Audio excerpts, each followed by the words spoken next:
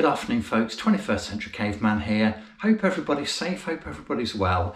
So today we're back on the old decorating theme again, and I'm going to show you how to fill in any gaps between lining paper.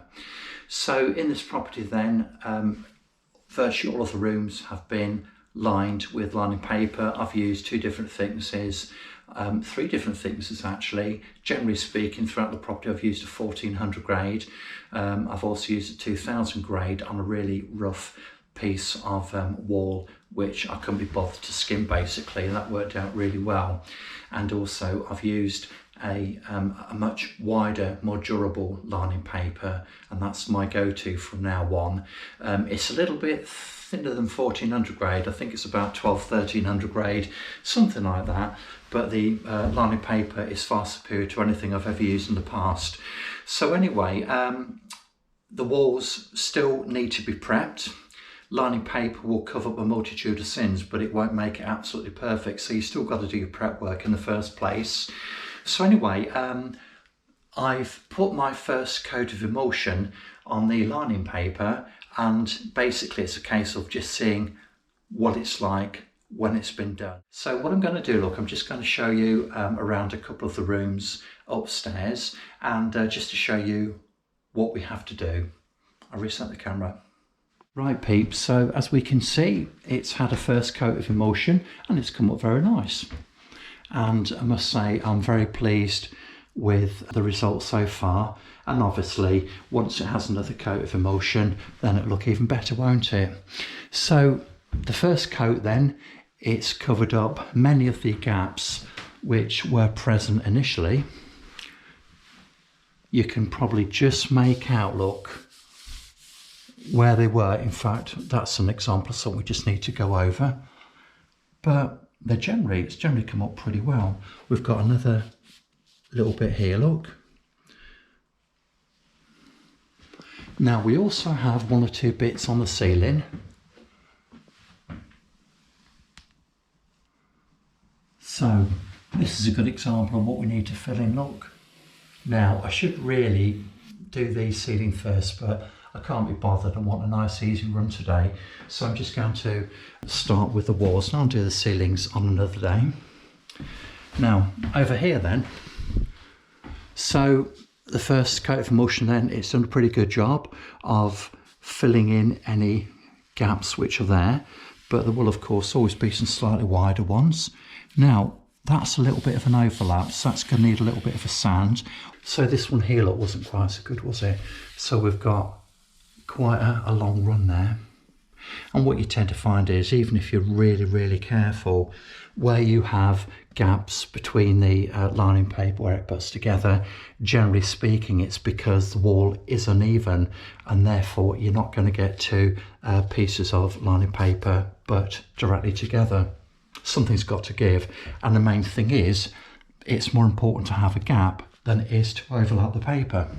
So there we go, look, the paint's covered in a little bit, hasn't it? But we can soon get a shot of that. Here's an even better one here, look. Now, if you go back and find that any of these edges, they haven't been sealed down properly, that's something you do need to address first. And the best thing to do, just use a little bit of paint or PVA if it's really bad.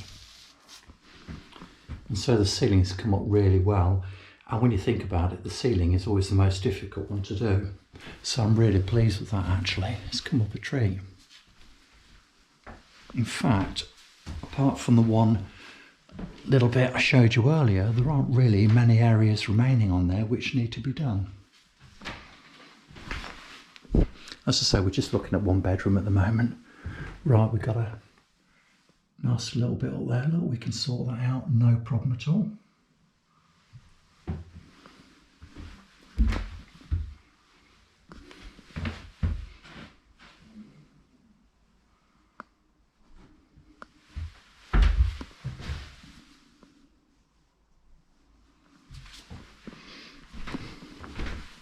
Now in this room we've got quite a few bits we need to deal with. Now the light isn't very good in this room at the moment, so I'm not going to spend too much time in here, but as we can see, look, We've got a few bits we need to deal with there.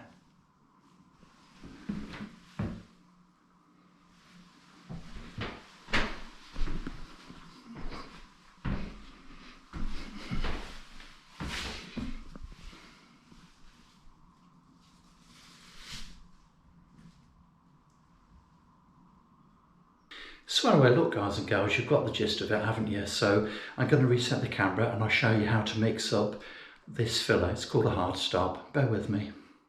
Right peeps, so you will need a mixing board. You will need a blade or some sort of spatula to mix up the filler. You'll need a flexible filling blade to apply the filler. You need some paint, and the paint will be the emulsion you're using for the ceiling and the walls. You will need some filler, so I'm using the good old Gyprock Easy Fill 60. And you'll also need some water.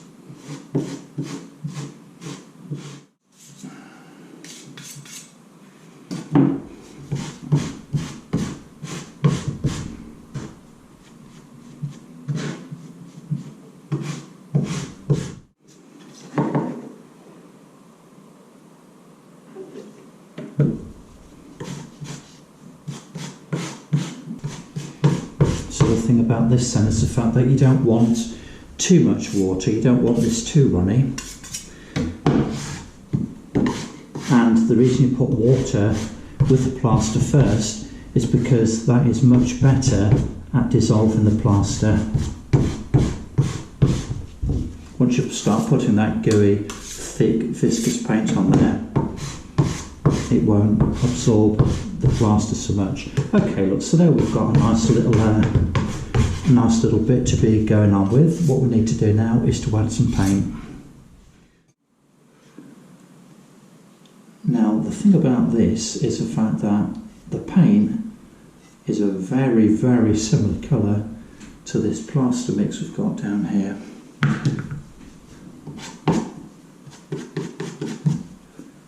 This is lovely. This is what we're after, look. So we're just making a nice little paste here.